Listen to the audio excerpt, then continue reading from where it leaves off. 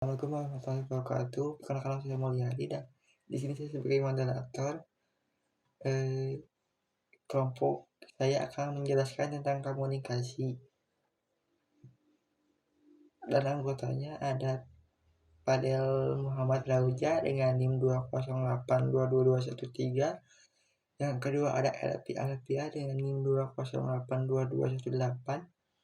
Yang ketiga ada Indri Lestari dengan NIM 2082257. Yang keempat ada Haila Salsabila dengan NIM 2082030. Yang keempat ada Mulyadi dengan NIM 2082216. Yang terakhir ada Sandy Sulaiman dengan NIM 208222309.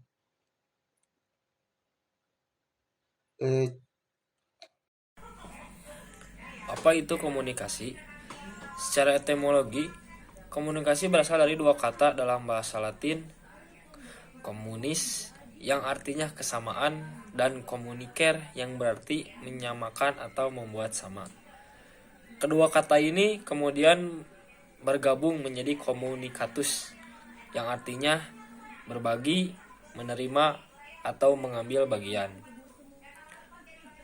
Oleh para ahli bahasa, arti berbagi pada komunikasi merujuk pada berbagi sesuatu. Menurut KBBI, ada dua artinya, yaitu yang pertama, pengirim dan penerima pesan atau berita antara dua orang atau lebih sehingga pesan yang dimaksud dapat dipahami hubungan kontak. Dan yang kedua, perhubungan. Menurut para ahli, Oxford Dictionary, komunikasi berarti penyampaian atau pertukaran informasi atau berita. Lalu menurut Merriam-Webster, mengartikan komunikasi sebagai sebuah proses di mana informasi disampaikan atau dipertukarkan di antara individu melalui sistem, simbol, tanda, dan sikap yang sama. Selanjutnya menurut Berelson dan Steiner menuliskan komunikasi sebagai sebuah proses penyampaian. Hal yang disampaikan mencakup informasi, gagasan, emosi, keahlian, dan lain sebagainya. Cara penyampaian ini dilakukan melalui simbol seperti kata, gambar, angka, dan lain-lain. Lalu ada Raymond S. Ross. Raymond beranggapan bahwa komunikasi merupakan sebuah proses transaksional yang melibatkan kegiatan menyeleksi, memilih, dan membagi makna. Makna dalam hal ini dapat bersumber dari pengalamannya sendiri atau sumber lainnya. Assalamualaikum warahmatullahi wabarakatuh. Menurut para ahli, Harold Lewis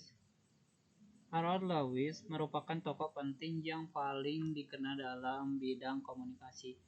Lewis dikenal dengan gagasannya dalam mengartikan komunikasi. Harold Lewis merupakan tokoh penting yang paling dikenal dalam bidang komunikasi. Lewis dikenal dengan gagasan dalam mengartikan komunikasi.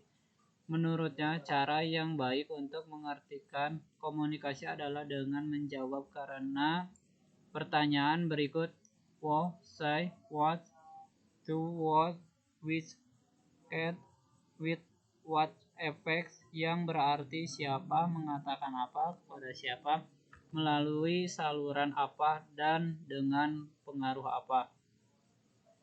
Selanjutnya, karakteristik komunikasi. Menurut Sasade Juarsa Sejaja, Gune Besar Ilmu Komunikasi, karakteristik komunikasi digang menjadi 6, yaitu: pertama, komunikasi adalah sebuah proses. Kedua, komunikasi merupakan upaya yang disengaja dan memiliki tujuan. Ketiga, komunikasi menuntut adanya keterlibatan atau partisipasi dan kerja sama dan orang-orang yang terlibat di dalamnya. Keempat, komunikasi bersifat simbolis. Kelima, komunikasi bersifat transisional. Dan keenam, komunikasi menembus ruang dan waktu. Dan pada tahun 1809, Samuel Thomas von Sumenteng, telegraf dan media komunikasi terus berkembang secara luas. Pada tahun 1450, mesin cetak ditemukan pertama kali oleh Johannes Gutenberg.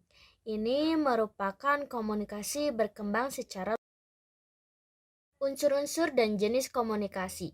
Unsur-unsur 1. Pesan 2. Saluran 3. Penerima 4. Efek.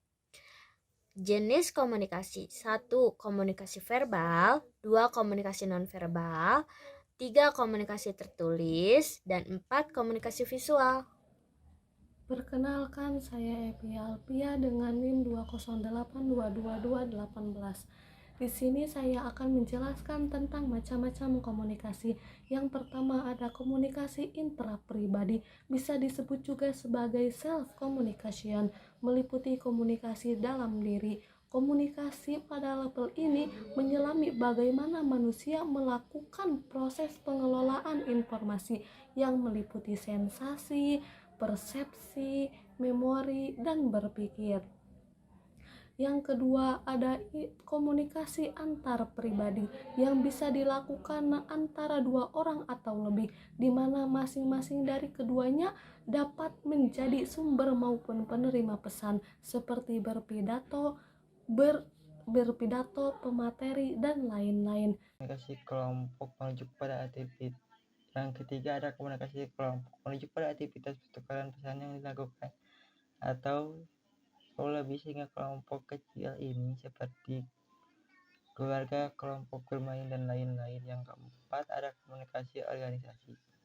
Komunikasi pada level institusi atau lembaga seperti contohnya perusahaan, rumah sakit, sekolah, dan lain sebagainya. Nah, selanjutnya ada tujuan komunikasi. Menurut Amsterdam mengemukakan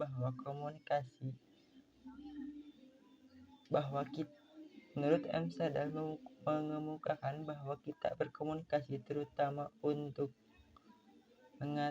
menyatakan atau mendukung identitas diri, untuk membangun kontak dengan orang sekitar, mempengaruhi orang lain untuk merasa berpikir atau berperilaku seperti kita yang inginkan.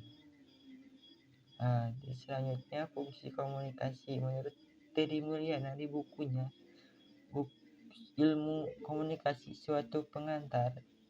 Fungsi komunikasi ada komunikasi sosial, komunikasi infleksif, komunikasi ritual, dan komunikasi instrumental. Dan terima kasih dari presentasi di atas dapat disimpulkan bahwa komunikasi merupakan suatu proses penyampaian pesan yang dapat berupa pesan, informasi, ide, emosi, keterampilan, dan sebagainya melalui simbol atau lambang yang dapat menimbulkan efek berupa tingkah laku yang dilakukan dengan media-media tertentu. Sekian dari kelompok saya. Wassalamualaikum warahmatullahi wabarakatuh.